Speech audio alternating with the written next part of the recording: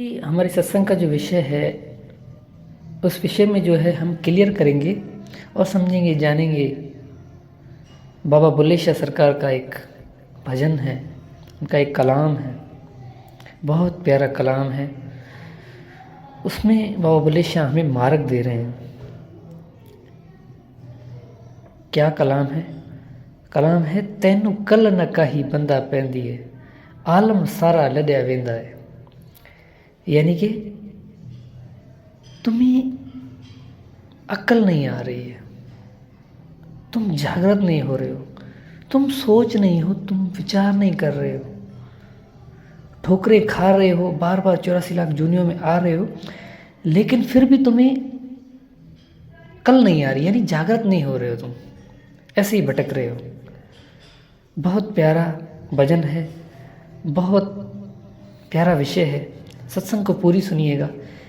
आज की सत्संग में बाबा बुल्ले शाह में बहुत सी चीज़ें समझ में आएगा। मैं आपको पूरी सत्संग सरलता से, बहुत प्यार से, नम्रता से समझाऊंगा। तो सत्संग शुरू करने से पहले हम बंदगी करते हैं। बंदगी मेरे सदगुरु कबीर साहिब को बंदगी, बंदगी धनी धर्मदास साहिब को बंदगी, बंदगी गुरु नानक देव साहिब, गुरु अंगद देव साहिब, गुरु भीखा साहिब, मलुकदास साहिब, गरीबदास साहिब, रविदास साहिब, अचलू राम साहिब, दादूदास साहिब, बन्नानाथ साहिब, मेरे सदगुरु विशनदास, सदगुरु परागदास, सदगुरु गिरधारीदास साहिब, बाबा बुल्ले शाह सरकार, सूफी शाह इनायत, सर्वे संतों को बंदगी, सकल हंस को बंदगी, साहेब बंदगी सतनाम। तो विषय है, बाबा बुल्ले शाह की वाणी है, कलाम है। उसमें बाबा बुल्ले शाह कहते हैं, तैनू कल न काही बंदा पैंदी है, कि तुम्हारी आँख ही नहीं खुल रही, तुम जागृत ही नहीं हो रहे हो, बस यूं ही भटक रहे हो, आ जा रहे हो। तैनू कल न काही बंदा पौंदी है, ये तुमने सोचे विचार क्यों नहीं आ रहा, तुम ये क्यों नहीं सोच रहे हो कि ये सृष्टि खत्म होने वाली है, आलम सारा लद्या वेंदा है, हर एक चीज़ इस संसार को त्यागेगी, छोड़ेगी। तो तुम इस किस भ्रम में हो कि तुम मृत्यु को प्राप्त नहीं करोगे। अब एक और बात बताऊँ मैं आपको, हम सबको पता है कि मृत्यु होनी है, लेकिन हमें सिर्फ ये सुनाया गया है। मैं सत्य कह रहा हूँ, अगर हमें मृत्यु का भय हो जाए ना, मैं आपको ये कह दूँ ना, या मुझे ये पता चल जाए ना कि मेरे आधे घंटे में मृत्यु होने वाली है, मुझे कुछ समझ में ही नहीं आएगा, मैं पागल हो जाऊँगा सिर्फ ये सोच सोच के कि मैं आधे घंटे में मर जाऊँ, मैं आधे घंटे में मर जाऊँगा। हम जागृत तो हैं ही नहीं, सुनी सुनाई बातों पे बस, किसने कहा है कि मृत्यु होनी है, मृत्यु निश्चय होनी है, उसमें कोई संदेह नहीं है, ये तो सुन ली। हमें लग रहा है ये सारा संसार मर रहा है, हम नहीं मरेंगे। तो इसीलिए बाबा बुल्ले शाह कह रहे हैं, तैनू कल न काही, तुम्हें सोच क्यों नहीं आ रही है, तुम्हें अकल क्यों नहीं आ रही है, तुम क्यों नहीं जागृत हो रहे हो, तुम क्यों अभी तक सोए हुए हो, तुम क्यों अभी तक बेहोश हो, तुम्हें कल क्यों नहीं आ रही है। तैनू कल न काही बंदा पौंदी है, आलम सारा लद्या वेंदा, सारे दुनिया छोड़ रही है। आप सिर्फ इतना विचार करें, क्या आपके दादा, अच्छा किनके होंगे, परदादा, किनकी माता की मृत्यु होगी, किनके पिता की हो गई है, किनका भाई की मृत्यु हो गई है, इस संसार में सब जा रहे हैं। जब हमारे घर में से कोई किसी की मृत्यु होती है तो हमें लगता है बस उसकी मृत्यु हुई है, मेरी तो होने वाली नहीं है। अगर होने वाली हो तो भय हो ना, अगर होने वाली हो तो हम जागृत हो ना, होने वाली हो, हमें लगे कि मेरी मृत्यु होगी तो हम जागृत होकर सत्य की खोज करें ना। हमें किसी चीज़ की कोई परवाह नहीं है, लेकिन जब अंत समय आएगा, जब हम बिस्तर पर सो रहे होंगे, जब हमें लगेगा कि बस अब तो मेरे बस कुछ टाइम है मेरे पास और मेरी मृत्यु होने वाली है, हमें पता चल जाता है, तब हम बहुत रोते हैं। और उस समय रोने का क्या फ़ायदा। देखिए, मृत्यु आनी है, लेकिन ये कही बातों पे विश्वास करके इस बात को नहीं मान लो कि मृत्यु होनी है, जागृत होकर समझना है। मैं आपको एक बात बताता हूँ, बहुत प्यारी विषय है, वाणी को भी आगे लेके चलते हैं, लेकिन ये वार्तालाप भी आप सुन लें। एक समय एक घर में किसी स्त्री, किसी नारी का एक पुत्र था, उसकी मृत्यु हो गई। तो वो महात्मा गौतम बुद्ध के पास आई और महात्मा गौतम बुद्ध से कहने लगी कि महात्मा जी, मैंने सुना है कि आप मुर्दा को भी जिंदा कर लेते हो। आप तो पूर्ण संत हो, आप तो कुछ भी कर सकते हो। आप उस परमात्मा की दया और कृपा से मेरे पुत्र को जिंदा कर दो। ये इसका कह रहे हैं कि इसका देहांत हो गया, लेकिन मैं माँ हूँ, मेरा कलेजा फट रहा है, मुझसे ये चीज़ बर्दाश्त नहीं हो रही। आप कृपया करके आप इसको जिंदा कर दें। तो महात्मा गौतम बुद्ध ने समझाया। अच्छा, महात्मा गौतम बुद्ध ने नहीं समझाया, बहुत से लोगों ने उसे समझाया कि मृत्यु तो होने वाली है, सबकी होती है, आपकी होगी, मेरी होगी, सब। लेकिन उसकी माँ कह रही नहीं, मुझे मेरा बच्चा जिंदा चाहिए, मुझे जिंदा करके दो, कोई भी करके दे। तो महात्मा गौतम बुद्ध ने सोचा कि अभी इस स्त्री को मैं कैसे समझाऊं। फिर उसने कहा कि अभी इसको समझाने का उसने एक बहुत प्यारा मार्ग बनाया। महात्मा गौतम बुद्ध ने कहा कि आप ऐसे करें, गाँव में जाएं,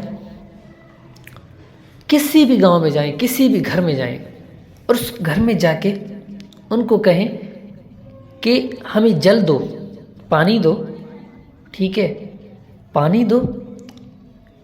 उस घर से आपको पानी लेना है, उस घर में जाके एक गिलास पानी का लेके आना है जिस घर में मृत्यु नहीं हुई हो। तो वो स्त्री बहुत खुश हो गई और महात्मा गौतम बुद्ध से कहने लगी, क्या फिर मेरा पुत्र जिंदा हो सकता है? तो महात्मा गौतम बुद्ध ने कहा, लेकिन आप जाएं और ये ज़रूर कहना कि आपके घर में किसी की मृत्यु नहीं हुई। तो वो स्त्री गई, भागते हुए गई। तो पूछा किसी से, किसी घर में गई, उससे पूछा कि आप एक गिलास मुझे पानी का दे दें। तो उसने प्रथम ये कहा कि भाई, क्या आपके घर में किसी की मृत्यु हुई है? तो वहाँ पे उन्होंने कहा कि नहीं, अभी तो नहीं हुई है, लेकिन आज से 6 माह पहले हमारे दादा की मृत्यु हुई थी। तो वो स्त्री वहाँ से चली गई। एक दूसरे घर गई, वहाँ पूछा कि आप मुझे एक गिलास पानी दे दें, आप ये बताएं प्रथम कि आपके घर में किसी की मृत्यु हुई? तो उसने कहा कि अभी तो नहीं, थोड़ा समय हो गया है, हमारी दादी का इंतकाल हुआ था, देहांत हुआ था। और किसी घर में गई, ऐसे पूछते पूछते उसने पूरा गांव पूछ लिया। तो उस गांव में उससे कोई ऐसा घर नहीं मिला जिस घर में किसी न किसी की मृत्यु हुई ना हो। तो वो स्त्री आई महात्मा गौतम बुद्ध के पास कि इस गांव में तो कोई ऐसा नहीं है, कोई ऐसा घर ही नहीं है जहाँ किसी का कोई मरा नहीं हो, सबके घर में कोई ना कोई मरा हुआ है। तो महात्मा गौतम बुद्ध ने कहा कि अच्छा, तो आप ऐसे करें, किसी दूसरे गांव में चले जाएं। तब वो स्त्री किसी दूसरे गांव में गई और उस दूसरे गांव में गई। वो दूसरे गांव में ऐसी पूछने लगी कि आपके घर में कोई मरा तो नहीं है? अगर नहीं मरा है तो आप मुझे एक गिलास पानी का दे दें। तो उसने कहा कि ऐसा तो नहीं, हमारे घर में भी मरे हैं। हर किसी के घर में वो पूछ के जब शाम होने लगी, जब अब सोचा कि अब बहुत समय हो गया, मैं महात्मा गौतम बुद्ध के पास जाने वाली थी, उस समय उसके हृदय में खुद ब खुद ये ख्याल आया कि ऐसा कैसे हो सकता है कि किसी के घर में कोई मरा ही ना हो? ऐसा तो हो ही नहीं सकता। दादा नहीं तो परदादा, परदादा नहीं तो कोई ना कोई तो मरा हुआ है ना। ऐसा तो संसार में हो ही नहीं सकता, कोई ऐसा घर नहीं है। ये संसार है ही मरघट, जिसको हम मरघट समझते हैं वो तो मरघट है ही नहीं, और जो मरघट है उसको हम संसार समझ के बैठे, अपना घर समझ के बैठे, अपनी मिल्कियत समझ के बैठे। तब उस स्त्री की आंख खुली और महात्मा गौतम बुद्ध के पास गई और महात्मा गौतम बुद्ध को कहने लगी कि आप ये कैसा मजाक कर रहे हो मेरे साथ? ऐसा तो संसार में कोई घर नहीं है जिस घर में मृत्यु नहीं हुई हो। तो महात्मा गौतम बुद्ध ने कहा कि यही बात तो मैं आपको समझा रहा हूँ, मरना तो निश्चय है। इस संसार में कोई भी नहीं है जो मरेगा नहीं, सब मरेंगे, आप, मैं, इस संसार में कोई भी ऐसा नहीं है जो नहीं मरेगा। लेकिन जागृत होके मरना है। मरना तो सबको है, लेकिन जागृत होके। तो ये बात बाबा बुल्ले शाह में समझा रहे हैं। तेनू कल न काई बंदा पाउंदी है, तुम्हें अक्ल नहीं आ रही, तुम्हारी सूरत अभी तक भूल में है, तुम अभी तक भटक रहे हो इन्हीं संसार के झमेलों में, तुम्हें पता नहीं किस चीज़ की अभी तक भूख है, तुम जागृत क्यों नहीं हो रहे? तेनू कल न काई बंदा पाउंदी है। आलम सारा लड़िया वेंदा है, सारा संसार लड़ रहा है, सारा संसार मर रहा है, सब मर रहे हैं, सब जा रहे हैं संसार को त्याग के, लेकिन तुम्हें पता नहीं किस चीज़ का वहम गुमान है। तो आगे कहते हैं, खूब खुलिया है हट बाजार, कर घिन सौदा वणज व्यापार। कहते हैं कि पीछे जा थी सही बंद बाजार, खूब खुला है हट बाज़ार, यानी ये बाज़ार यहाँ पे खुला हुआ है, ऐसा नहीं है यहाँ पे सौदा नहीं मिलेगा। अब बाज़ार का अर्थ है संत, सतगुरु, ज्ञान देने वाले, मार्ग देने वाले, जागृत करने वाले अनेकों गुरु हैं जो हमें जागृत कर रहे हैं, लेकिन हम जागृत होना ही नहीं चाह रहे। वो तो हमसे समझा समझा के थक गए हैं कि भाई मृत्यु होने वाली है, किसी समय भी हो सकती है, लेकिन हम पता नहीं किस अहंकार में है। हम समझ रहे हैं कि मेरा दादा मरेगा, मेरा अब्बू मरेगा, मेरी माँ मरेगी, लेकिन मैं नहीं मरूंगा, पता नहीं किस भूल में। तो सौदा लेना है, व्यापार करना है, हमें उस गुरु से उस वस्तु को प्राप्त करना है। महात्मा गौतम बुद्ध ने जिस वस्तु को प्राप्त किया, महात्मा गौतम बुद्ध ने अपने पिता से ये कहा था ना कि मुझे वो चीज़ चाहिए जो कभी नहीं मरती, मुझे मरना नहीं है। तो आपको भी ऐसी चीज़ चाहिए जिसके लिए बाबा बुल्ले शाह कह रहे हैं कि सारा संसार लड़ रहा है, आप ऐसी चीज़ को प्राप्त कर लो, ऐसा सौदा प्राप्त कर लो, ऐसी वस्तु को प्राप्त कर लो जिसको प्राप्त करने के बाद आप कभी ना मरो। पीछे जा थी सही बंद बाजार। आप ऐसा ना हो जाए कि इस अवस्था पे पहुंच जाओ जहाँ पे कुछ ना हो पाए, यानी कि आपने सारी ज़िंदगी तो अय्याशियाँ की, सारी ज़िंदगी तो स्ट्रगल में अपनी लाइफ पूरी कर दी, लेकिन अब चाह रहे हो कि अब मुझे वो सत्य मिले। ऐसा नहीं होता, टाइम नहीं गुजरना चाहिए जागृता में। अभी जागृत होगे तब कल भी जागृत होगे। आज अगर उस सत्य को प्राप्त कर लोगे तो कल भी कर लोगे। आप ये सोचो कि आज नहीं मैं कल कर लूँगा, कल पे कुछ नहीं होगा, आज ही करना है। साहब कहते हैं काल करे सो आज कर, आज करे सो अब, पल में प्रलय होएगा तो फिर करेला कब। एक पल में आपको पता ही नहीं चलेगा कब क्या हो जाएगा। आप सोच रहे हो मैं कल को करूँगा, ऐसा नहीं है मेरे भाई। आगे वो बुल्ले शाह कहते हैं अरमान दिल विच रहता है। ऐसे नहीं कोई आपकी अरमान किसका? उस सत्य का, उस सत्य का, उस ऐसी वस्तु का जिसको प्राप्त करने के बाद आप मृत्यु से भी आगे हो जाओगे। अगर उसको नहीं प्राप्त किया तो ऐसे ही आप आवागमन 84 लाख जूनियों में भटकते रहोगे। तो अरमान दिल विच रहता है, ऐसा नहीं कि मृत्यु के समय के में आपको अरमान हो कि मैंने उस सत्य को नहीं प्राप्त किया, इसीलिए आज खोज कर लो। आगे कहते हैं हक नगारा वजदा है आलम सारा नचदा है, देह नगारा वजदा है आलम सारा नचदा है, जो जाया सो मरदा है राह रबानी चलिया वेंदा है, तैनू कल न काई बंदा पैंदी है। यानी कि देह एक चीज़ है इस देह के अंदर, देह से न्यारी है, देह के अंदर होके भी देह से न्यारी है, वो है सूरत, वो हक है, वो अखंड धुनी है।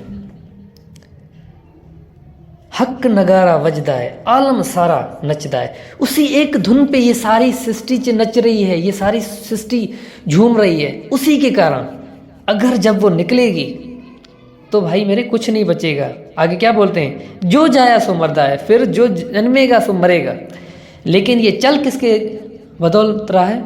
उस एक नगारे के, जिसको अखंड ध्वनि बोला गया है, जिसको इलाही बोला गया है, तो धुर की बानी बोला गया है। ये वो है जिसकी बाबा बुल्ले शाह बात कर रहे हैं।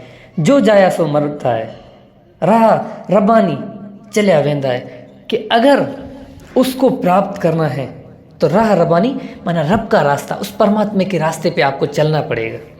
अगर नहीं चलोगे तो ऐसे ही भटकते रहोगे, और क्या होगा? तेनू कल न कई बंदा पैंदी है, ऐसे ही भटकते रहोगे बेहोशी में, और आलम सारा लड़िया वेंदा है। जैसे संसार चल रहा है ऐसे तुम भी चलते रहोगे, ऐसे ही आते रहोगे। तो आगे कहते हैं कि उठो रे सैया करो तैयारी, बुल्ले शादी आई वारी। अब बाबा बुल्ले शाह अपने को कह रहे हैं, खुद को कह रहे हैं, उठो रे सैया, कि मैं जागृत हूँ, मैं जब जाऊँगा तो नाचते हुए झूमते हुए जाऊँगा। मैं जब इस शरीर को त्यागूंगा, जा मरने से जग डरे मेरे मन आनंद, कब मरूं कब पाऊं मैं पूर्ण परमानंद। उठो रे सैया करो तैयारी, तैयारी कर लो मेरी मृत्यु की, क्योंकि मैं मरने वाला हूँ, लेकिन मैं कभी नहीं मरूंगा। बुल्ले शादी आई वारी, बुल्ले शादी आ गई, अब मेरा समय आ गया है मरने का, लेकिन उठो रे सैया करो तैयारी। मैं खुद कह रहा हूँ कि मैं जा रहा हूँ, क्योंकि मुझे मारने वाला नहीं है, मैं खुद मर रहा हूँ। जिसके लिए साहब ने भी कहा कि जा मरने से जग डरे। मुझे डर नहीं है, भय नहीं है, क्योंकि मैं संसार की तरह तो मर ही नहीं रहा हूँ ना। आलम सारा लदया वेंदा उसकी तरह थोड़ी मैं मर रहा हूँ। आगे कहते हैं बाबा बुल्ले शाह, तो जा कीती निंद्र प्यारी गफलत दे विच रहंदा है, कि तुमने सारी जिंदगी नींद में गुजार ली। तो नींद का अर्थ यहाँ पे बेहोशी है। हम बेहोश ही तो हैं, हम जागृत ही तो नहीं है ना। जागृत हो तो हम भी बाबा बुल्ले शाह की तरह उस सत्य को ना प्राप्त कर लें। हम बेहोश हैं। तें जा कीती निंद्र प्यारी, तुम्हें तो इस संसार के मोह प्यारे हैं, इस संसार की हर एक वस्तुएं प्यारी हैं, तुम्हें तो ये संसार प्यारा है, तुम्हें तो अपनी देह प्यारी है। गफलत दे विच रहंदा है, तुम गफलत में हो, तुम बेहोश हो, तुम इस सब चीज़ों को अपना समझ रहे हो, यही तुम्हारी बड़ी में बड़ी भूल है। और जब इस गफलत से उठोगे, जब तुम जागृत हो जाओगे, जब तुम राह रब्बानी को प्राप्त कर लोगे, उस सत्य के रास्ते की खोज करोगे, उस परमात्मा की खोज करोगे, उस सत्य नाम की खोज करोगे, उस अखंड धुनी को सुनने की तुम्हारे हृदय में लगन होगी, तब ही तुम उस सत्य को प्राप्त कर पाओगे। तो आज बहुत ही प्यारा विषय था, आपको समझ आ गया होगा। नहीं आया तो आप सत्संग को बार बार सुने, और अगर आपका हृदय कहे तो सत्संग को शेयर ज़रूर कीजिएगा, जिससे सभी सत्य को जान पाए और सत्य का लाभ ले सकें। आज के लिए बस इतना ही। साहे बंदगी सतनाम।